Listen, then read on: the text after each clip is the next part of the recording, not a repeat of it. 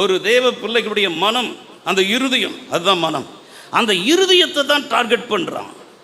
அந்த இருதயத்தை தன்னுடைய கண்ட்ரோலுக்குள்ளே கொண்டு வந்துட்டான் பிசாசு அப்படின்னா அந்த முழு மனிதனும் அவன் கண்ட்ரோலுக்குள்ளே இருப்பான். அதனால தான் கர்த்தர் அழகாக நம்மக்கிட்ட எதை கேட்குறாரு? உன் பணத்தை கொடுன்னு கேட்கல, உன் நகையை கொடுன்னு கேட்கல, உன் சொத்துக்களை எழுதி கொடுன்னு கேட்கல. உன் முடியை கொடுறா, போ மொட்டையை போட்டுட்டு வா, உன் முடியெல்லாம் எடுத்துரு, வேளாங்கண்ணிக்கு போ. எந்த வேளாங்கண்ணிக்கும் போன்னு கர்த்தர் இயேசு சொல்லவே இல்லை. முடியை எடுத்து நீ கொடுக்குற அப்படின்னா அது கர்த்தருக்கு கொடுக்கல. கர்த்தர் முடியை மனுஷனுக்கு அலங்காரமாக கொடுத்துருக்கிறார். மொட்டையை போட்டு உன் முடியை கேட்கல. கர்த்தர் நம்மிடத்துல கேட்கிறார், மகனே உன் இருதயத்தை எனக்கு தா. எத்தனை பேர் சொல்றது புரியுது?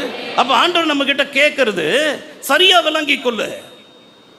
சரி, நிறைய பேர் எதை மட்டும் கொடுக்க மாட்டான், இருதயத்தை மட்டும் கொடுக்க மாட்டான். ஏன்னா இருதயத்தை கொடுத்தா முழு சரீரமும் கர்த்தருக்கு போயிடும்ல. அதனால பிசாசு எதை டார்கெட் பண்றான்? மனிதனுடைய மனதை டார்கெட் பண்ணி அந்த மனதை கெடுக்க பார்க்கிறான். கிறிஸ்துவை விட்டு அந்த மனது விலகும்படி செய்ய பார்க்கிறான். ஆனா வேதம் என்ன சொல்லுகிறது? உம்மை உறுதியாய் பற்றி கொண்ட மனதை உடையவன் உம்மையே நம்பி இருக்கிறபடியால் அவனை பூரண சமாதானத்தோடு கூட காத்துக்கொள்ளு. எத்தனை பேருக்கு பூரண சமாதானம் வேணும்? கை உயர்த்தி ஒரு அல்லேலூயா சொல்லுங்க. சின்ன பையனா இருந்தாலும் சரி, பெரியவங்களா இருந்தாலும் சரி, 16 வயசுல தான் இயேசுவை தேடி நான் சர்ச்சைக்கு போனேன். சர்ச்சைக்கு போகும்போது ஒன்று கண்டுபிடிச்சேன், ஒரு காரியத்தை கர்த்தருக்கு கொடுத்தேன். வாட்சை கூட கழட்டி காணிக்க பையில போட்டுருவேன். எனக்கு எது மேன்மையா இருக்குதோ அதையெல்லாம் கர்த்தருக்கு கொடுக்க ஆரம்பிப்பேன்.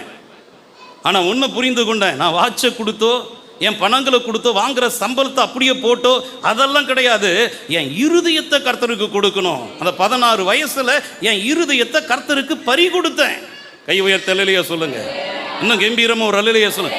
அப்ப என் இருதயம் கர்த்தருடைய கண்ட்ரோலுக்குள்ள வந்த அந்த நாள் முதற்கொண்டு தானே என்னுடைய வாழ்க்கை செழிக்க ஆரம்பித்தது, என் வாழ்க்கை தழைக்க ஆரம்பித்தது.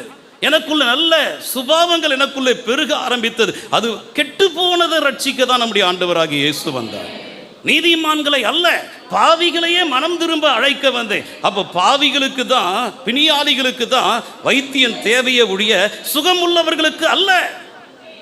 சபையில் போன போது நான் இவர்களை எல்லாரை பார்க்கலும் எவ்வளவான ஒரு பாவி என்று நான் உணர்ந்த பொழுது எனக்கு வார்த்தை வந்தது, பாவிகளை ரட்சிக்க தான் ஆண்டவராகிய இயேசு இந்த உலகத்திற்கு வந்தார். இந்த டேட்டை நீ குறிச்சிக்க. இதுக்கு முன்னால வரைக்கும் நீ எத்தனை படும்பாவியா இருந்தாலும் சரி, அதையெல்லாம் நான் காணாதவராக இருந்தேன். ஆனா இந்த நாள் முதற்கொண்டு நீ எனக்கு ஏற்ற விதத்தில் உன் இருதயத்தை நீ எனக்கு ஒப்பு கொடுத்த அப்படின்னு சொன்னா, இந்நாள் முதற்கொண்டு நான் உன்னை தூய்மைப்படுத்துவேன். கர்த்தருடைய வார்த்தை எனக்கு வந்தபோது